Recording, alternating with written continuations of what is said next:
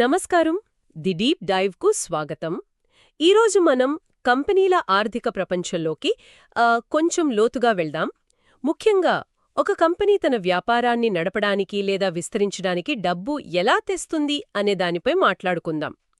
మీరు తరచుగా వినే ఉంటారు కదా, ఫైనాన్షియల్ లీవరేజ్ అని, క్యాపిటల్ స్ట్రక్చర్ అని.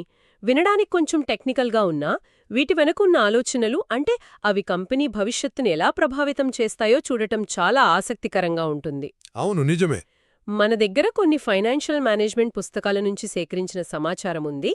దాని ఆధారంగా కంపెనీలు డబ్బు ఎక్కడి నుండి తెస్తాయి? అప్పు ద్వారానా, లేక స్వంత వాటాదారుల నుంచా? అదే క్యాపిటల్ స్ట్రక్చర్ కదా. అవును. మరియు అప్పు తీసుకోవడం వల్ల లాభాలు నష్టాలు ఎలా మారతాయో, అంటే ఫైనాన్షియల్ లీవరేజ్, ఈ విషయాలను కొంచెం సరళంగా మాట్లాడుకుంటూ పరిశీలిద్దాం. సరేనా? మొదలు పెడదామా? తప్పకుండా.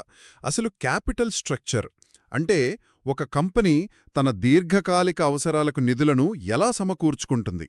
ముఖ్యంగా అప్పు, ఈక్విటీ, ఈ రెండిటి నిష్పత్తిని నిర్ణయించడం అనేది చాలా కీలకమైన వ్యూహాత్మక నిర్ణయం అని చెప్పాలి. ఓకే.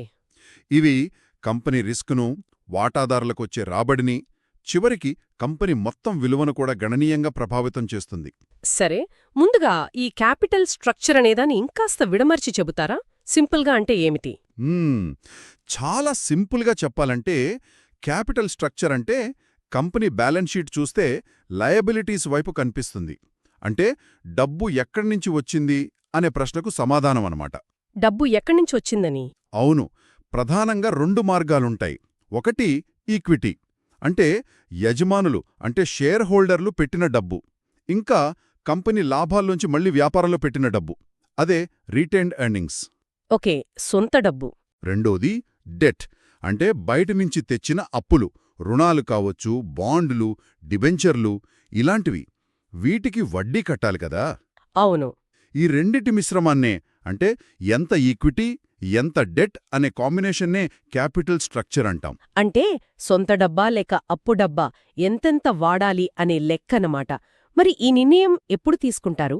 అంటే వ్యాపారం మొదలుపెట్టేటప్పుడేనా? సాధారణంగా కంపెనీలు ముందుగా ఏ ప్రాజెక్టులలో పెట్టుబడి పెట్టాలి, ఎంత పెట్టాలి అని నిర్ణయించుకుంటాయి. దీన్నే మనం క్యాపిటల్ బడ్జెటింగ్ అంటాం. అవును. ఆ పెట్టుబడికి అవసరమైన డబ్బును ఎలా తేవాలి అని ఆలోచించినప్పుడు అప్పుడే ఈ క్యాపిటల్ స్ట్రక్చర్ నిర్ణయం వస్తుంది. ఎంత అప్పు, ఎంత ఈక్విటీ అనేది కంపెనీ పరిస్థితి, మార్కెట్ వాతావరణం, యాజమాన్యం ఆలోచన, వీటిపై ఆధారపడి ఉంటుంది. అర్థమైంది. ఇప్పుడు రెండో కీలక పదం ఫైనాన్షియల్ లీవరేజ్. దీని తరచుగా వింటూ ఉంటాం. అంటే ఏమిటిది? లీవరేజ్ ఇది ఫిజిక్స్ నుంచి వచ్చింది కదా.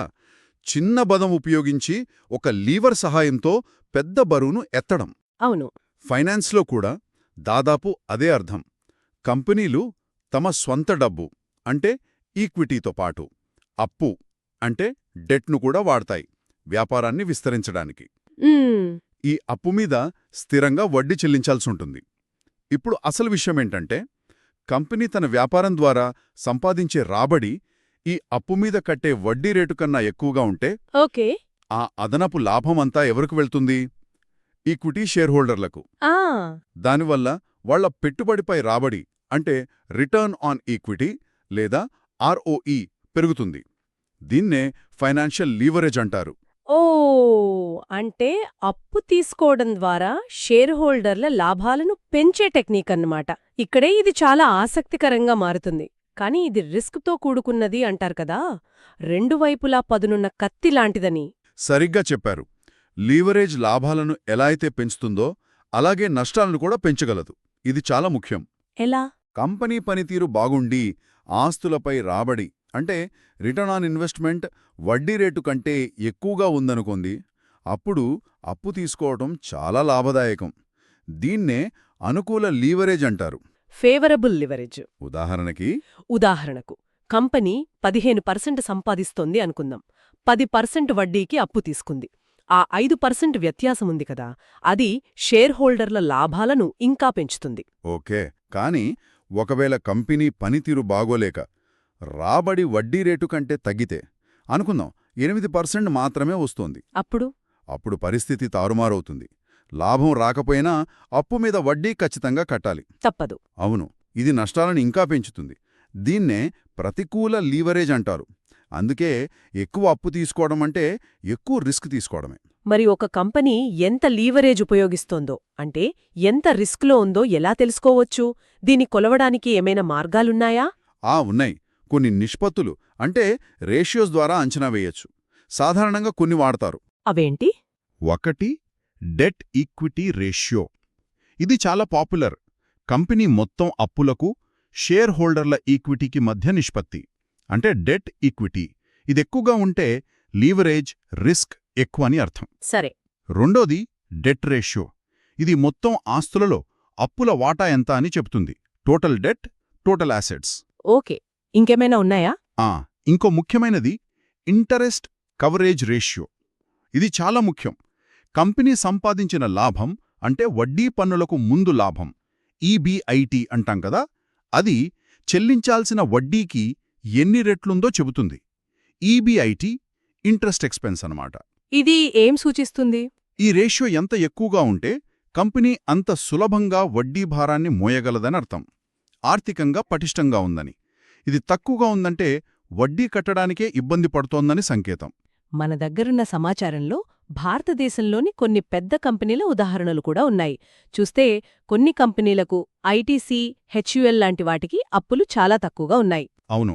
మరికొన్నింటికి ఎల్ఎన్టీ, టాటా స్టీల్ వంటి వాటికి అప్పులు చాలా ఎక్కువగా కనిపిస్తున్నాయి. అంటే ఇది కంపెనీ స్వభావం, అది పనిచేసే పరిశ్రమ, యాజమాన్య వ్యూహాలపై ఆధారపడి ఉంటుందన్నమాట. అవును, ఖచ్చితంగా. కొన్ని వ్యాపారాలకు, ఉదాహరణకు నిర్మాణ రంగం లాంటి వాటికి ఎక్కువ అప్పులు అవసరం కావచ్చు. ఎఫ్ఎంసీజీ లాంటి వాటికి అంతగా అవసరం లేకపోవచ్చు. సరే. లివరేజ్ అనేది షేర్ హోల్డర్లకు ముఖ్యమైన కొలమానాలైన షేర్కు సంపాదన, ఈపీఎస్ ఎర్నింగ్స్ పర్ షేర్ మరియు ఈక్విటీపై రాబడి ఆర్ఓఈ రిటర్న్ ఆన్ ఈక్విటీని ఎలా ప్రభావితం చేస్తుందో కొంచెం వివరిస్తారా? తప్పకుండా. ఈపీఎస్ అంటే సింపుల్గా కంపెనీ పన్నులన్నీ పోగా మిగిలిన నికర లాభాన్ని మొత్తం షేర్ల సంఖ్యతో భాగిస్తే వచ్చేది. ఆర్ఓఈ అంటే నికర లాభాన్ని షేర్ హోల్డర్ల మొత్తం పెట్టుబడి అంటే ఈక్విటీతో భాగిస్తే వచ్చేది. ఇవి రెండు షేర్ హోల్డర్లకు ఎంత సంపద వస్తుందో సూచిస్తాయి. అవును. అప్పు అంటే లీవరేజ్ వాడినప్పుడు వడ్డీ కట్టాలి కదా, దానివల్ల పన్నులకు ముందు లాభం తగ్గుతుంది. నిజమే. కానీ అదే సమయంలో కంపెనీ తక్కువ ఈక్విటీతో ఎక్కువ ఆస్తులను నిర్వహిస్తోంది. ఇప్పుడు ఒకవేళ కంపెనీ ఆస్తులపై సంపాదించే రాబడి ఆర్ఓఐ అప్పుపై చెల్లించే వడ్డీ రేటు ఐ కంటే ఎక్కువగా ఉంటే, అంటే ఆర్ఓఐ ఐ అనుకూల లీవరేజ్ పరిస్థితి అన్నమాట. ఓకే. అప్పుడు ప్రతి షేర్కు వచ్చే లాభం ఈపీఎస్ మరియు ఈక్విటీపై రాబడి ఆర్ఓఈ పెరుగుతాయి. ఎందుకంటే పెరిగిన లాభం తక్కువ సంఖ్యలో ఉన్న షేర్ హోల్డర్లకు పంచుతారు కదా. మన దగ్గర బ్రైట్వేజ్ లిమిటెడ్ అని ఒక ఉదాహరణ ఉంది. వాళ్ళు 3 ప్లాన్స్ చూశారు. ఒకటి పూర్తిగా ఈక్విటీతో, రెండోది కొంచెం అప్పుతో, మూడోది ఇంకా ఎక్కువ అప్పుతో. వాళ్ల లాభాలు ఈబీఐటీ పెరిగినప్పుడు చూస్తే ఎక్కువ అప్పున్న ప్లాన్లో ఈపీఎస్ చాలా వేగంగా పెరిగింది. అవును. కానీ లాభాలు తగ్గినప్పుడు అదే ఎక్కువ అప్పున్న ప్లాన్లో ఈపీఎస్ దారుణంగా పడిపోయింది. ఇది లీవరేజ్ ప్రభావాన్ని చాలా స్పష్టంగా చూపిస్తోంది. అవును, అదే లీవరేజ్ మ్యాలిక్. మరియు రిస్క్ కూడా. అనుకూల పరిస్థితుల్లో లాభాలను అమాంతం పెంచుతుంది, ప్రతికూల పరిస్థితుల్లో నష్టాలను రెట్టింపు చేస్తుంది. ఇక్కడే ఇంకో విషయం గుర్తుంచుకోవాలి. ఏమిటది? Interest tax shield. అప్పుపై చెల్లించే వడ్డీని పన్నులు లెక్కించే ముందు లాభం నుంచి తీసివేస్తారు. అవును, ఖర్చుగా చూపిస్తారు. దానివల్ల కంపెనీ కట్టాల్సిన పన్ను మొత్తం తగ్గుతుంది. అంటే ప్రభుత్వానికి కట్టే పన్నులో కొంత ఆదా అవుతుంది.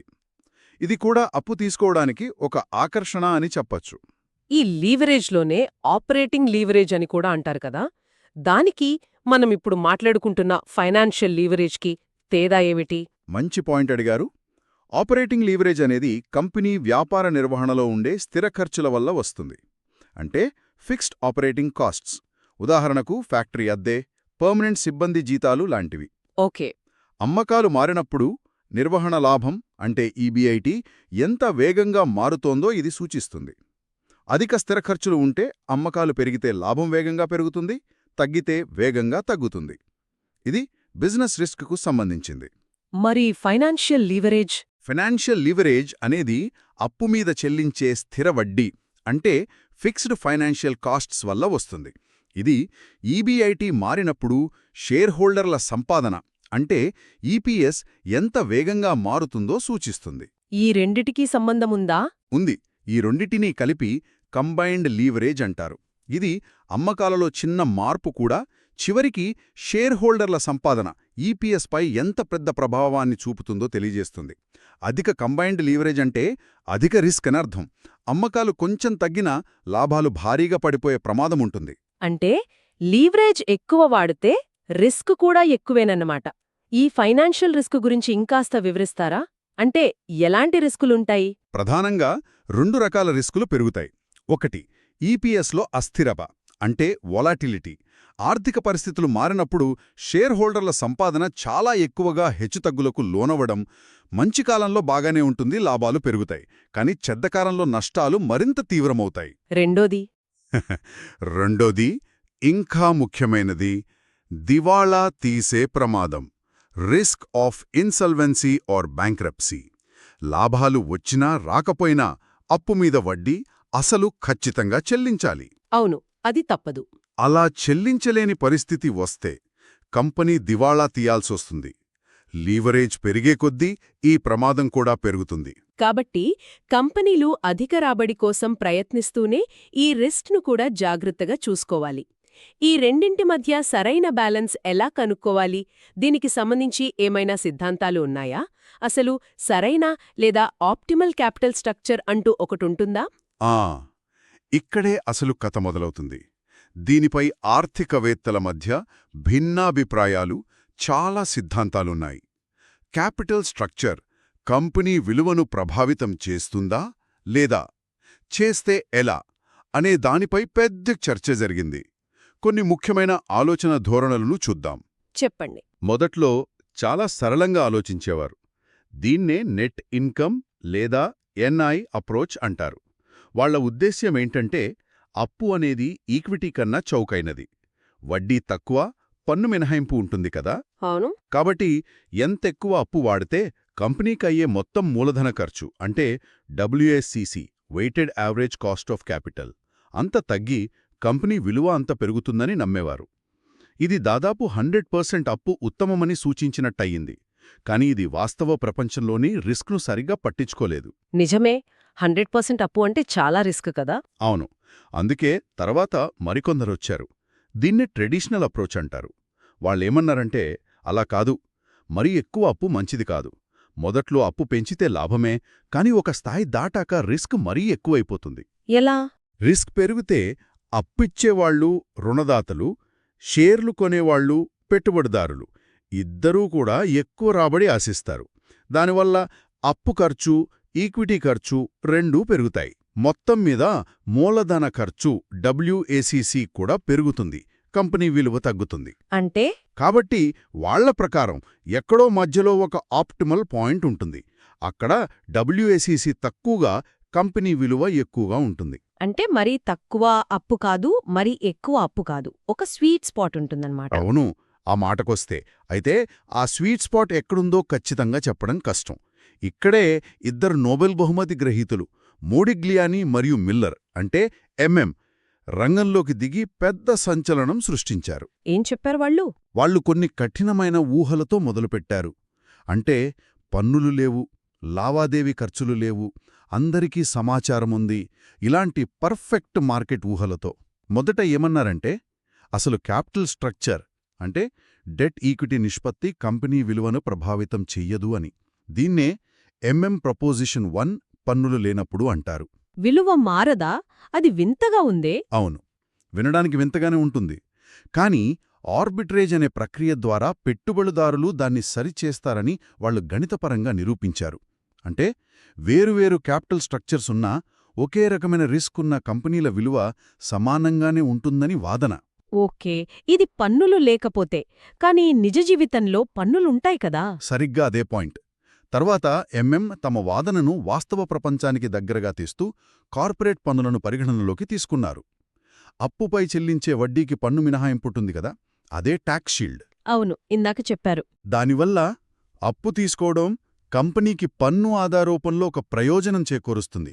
కాబట్టి పన్నులున్నప్పుడు అప్పు పెంచే కొద్దీ కంపెనీ విలువ పెరుగుతుంది. ఇది ప్రొపోజిషన్ 1 పన్నులతో.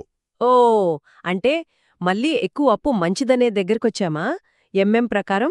సిద్ధాంతపరంగా పన్ను ప్రయోజనం మాత్రమే చూస్తే అవును. కాని కూడా మొదట దివాలా ఖర్చులను, బ్యాంక్రప్సీ కాస్టులు పెద్దగా పట్టించుకోలేదు.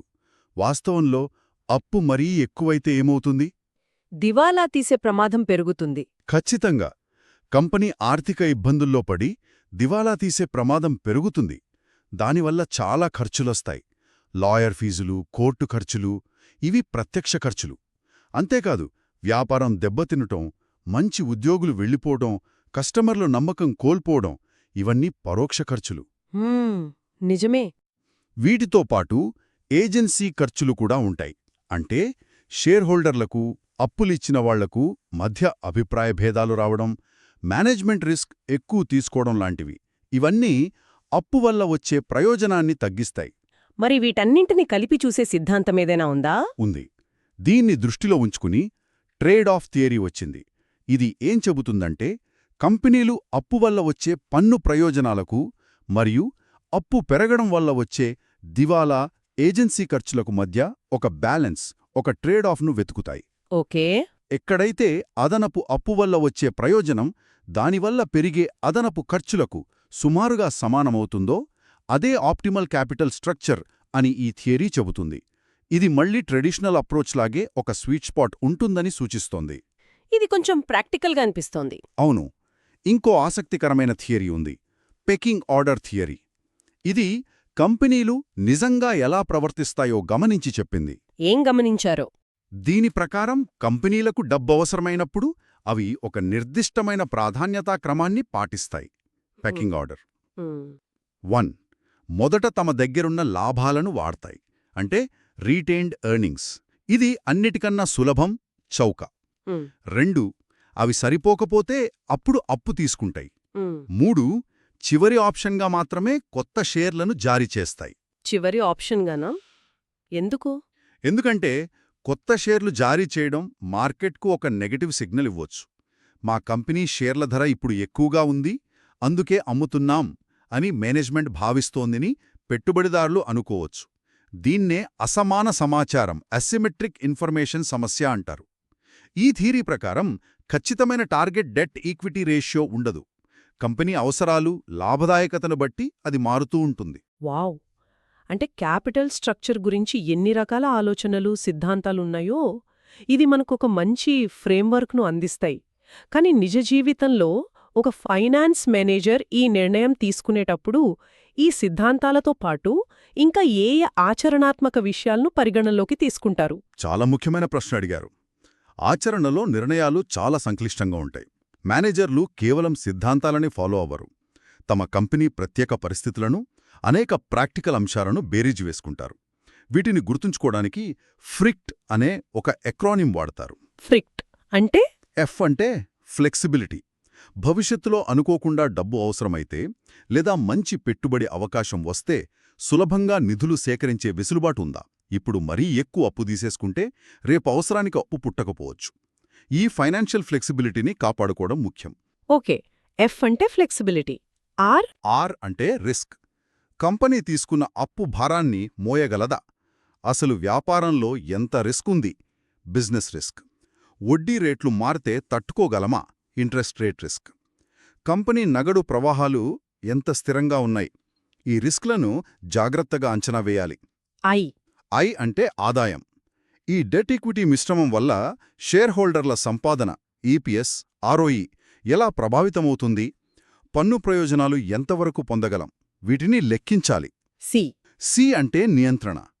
కొత్త షేర్లు జారీ చేస్తే ప్రస్తుత యజమానుల కంట్రోల్ అంటే యాజమాన్య నియంత్రణ తగ్గిపోతుందా? ఇది ముఖ్యంగా ప్రమోటర్లకు లేదా కుటుంబ వ్యాపారాలకు చాలా కీలకమైన అంశం. అప్పు తీసుకుంటే ఈ సమస్య ఉండదు.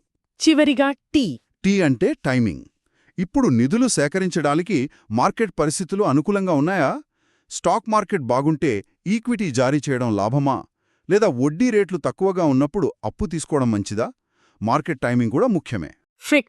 ఫ్లెక్సిబిలిటీ, రిస్క్, ఆదాయం, కంట్రోల్, టైమింగ్. బాగుంది. అవును. ఇవే కాకుండా కంపెనీ పరిమాణం, దాని వయస్సు, అది పనిచేస్తున్న పరిశ్రమలోని పోటీ కంపెనీలు ఎలా చేస్తున్నాయి, ఇండస్ట్రీ నార్మ్స్, కంపెనీ ఆస్తుల స్వభావం అంటే స్థిరాస్తులు ఎక్కువగా ఉంటే అప్పు సులభంగా దొరుకుతుంది, లాభదాయకత, భవిష్యత్తు వృద్ధి అవకాశాలు, రుణదాతల వైఖరి, ఇలా ఎన్నో అంశాలు ఈ నిర్ణయాన్ని ప్రభావితం చేస్తాయి. కొన్ని భారతీయ కంపెనీల కేస్ స్టడీస్ కూడా ఉన్నాయి. అవి చూస్తే ఆచరణలో ఈ నిర్ణయాలు ఎంత సంక్లిష్టంగా ఉంటాయో అర్థమవుతుంది. కాబట్టి ఈ మొత్తం చర్చ సారాంశమేమిటి? అప్పు తీసుకోవాలా వద్దా, ఎంత తీసుకోవాలి అనే ప్రశ్నకు ఒకే ఒక్క సరైన సమాధానం లేదనమాట. ఖచ్చితంగా లేదు. క్యాపిటల్ స్ట్రక్చర్ నిర్ణయం అనేది ఒక కళ మరియు శాస్త్రం రెండింటి కలయికని చెప్పొచ్చు. ఇది ప్రాథమికంగా రిస్క్ మరియు రాబడి మధ్య ఒక సంక్లిష్టమైన balancing act. Risk versus return. అవును, అప్పు తీసుకోవటం వల్ల లీవరేజ్ ద్వారా రాబడి పెంచుకునే అవకాశం, పన్ను ప్రయోజనాలు, ఇవి రాబడి వైపు ఆకర్షణలు. అదే సమయంలో ఆర్థిక రిస్క్, దివాలా ప్రమాదం, ఇవి రిస్క్ వైపు భయాలు. మనం చర్చించుకున్న వివిధ సిద్ధాంతాలు NI, traditional, MM, trade off, pecking order, ఇవన్నీ ఈ రిస్క్ రిటర్న్ డైనమిక్స్ను అర్థం చేసుకోటానికి ఒక ఆలోచనా విధానాన్నివ్వడానికి సహాయపడతాయి. కానీ అంతిమంగా ఏ కంపెనీకి ఏది సరైన క్యాపిటల్ స్ట్రక్చర్ అనేది దాని ప్రత్యేక పరిస్థితులు, వ్యాపార స్వభావం, మార్కెట్ పరిస్థితులు, యాజమాన్యతత్వం మరియు మనం చర్చించిన ఎఫ్ఆర్ఐసిసి వంటి ఆచరణాత్మక అంశాలపైనే ఆధారపడి ఉంటుంది. ఇది కేవలం ఫార్ములాతో వచ్చే జవాబు కాదు. కంపెనీ భవిష్యత్తును దృష్టిలో ఉంచుకుని తీసుకునే ఒక కీలకమైన వ్యూహాత్మక నిర్ణయం. ముగించే ముందు ఒక ఆలోచన రేకెత్తించే ప్రశ్న అడుగుదామా? తప్పకుండా. ప్రపంచవ్యాప్తంగా ఆర్థిక మార్కెట్లు మరింత సంక్లిష్టంగా, అనిశ్చితంగా మారుతున్న ఈ రోజుల్లో భవిష్యత్తులో కంపెనీలు తమ క్యాపిటల్ స్ట్రక్చర్ నిర్ణయాలలో దేనికి ఎక్కువ ప్రాధాన్యత ఇవ్వచ్చు? అనుకోని కష్ట సమయాల్లో నిలదొక్కుకోవడానికి అవసరమైన ఆర్థిక వెసులుబాటు అంటే ఫైనాన్షియల్ ఫ్లెక్సిబిలిటీకా, లేక రిస్క్ తీసుకుని లీవరేజ్ మరియు పన్ను ప్రయోజనాలను ఉపయోగించుకుని అధిక రాబడిని సాధించడంకా? దీని గురించి ఆలోచించండి. నేటి ఈ లోతైన విశ్లేషణకు ధన్యవాదాలు. ధన్యవాదాలు.